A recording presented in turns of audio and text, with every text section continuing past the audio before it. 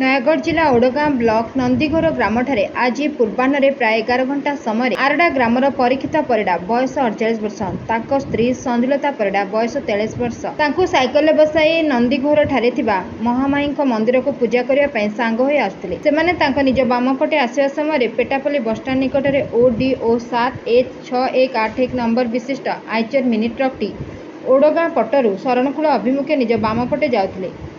ହେଲେ କୌଣସି କାରଣରୁ ନିଜ ନିୟନ୍ତ୍ରଣ ହରାଇ ରାସ୍ତାର ଅପର ପାର୍ଶ୍ୱରେ ଆସୁଥିବା ସ୍ୱାମୀ ସ୍ତ୍ରୀଙ୍କୁ ମୁହାଁମୁହିଁ ଧକ୍କା ଦେବା ଫଳରେ ଘଟଣାସ୍ଥଳରେ ସ୍ୱାମୀର ଗୋଡ଼ ଉପରେ ଟ୍ରକଟି ମାଡ଼ିଯିବା ଫଳରେ ମୃତ୍ୟୁବରଣ କରିଥିବା ବେଳେ ସ୍ତ୍ରୀର ଡାହାଣ ପାଖ ଅଣ୍ଟା ଉପରେ ଚଢ଼ିଯାଇଥିବାରୁ ସାଂଘାତିକ ଅବସ୍ଥାରେ ଶରଣକୂଳ ଗୋଷ୍ଠୀ ସ୍ୱାସ୍ଥ୍ୟକେନ୍ଦ୍ରକୁ ଆମ୍ବୁଲାନ୍ସରେ ନେଇଥିଲେ।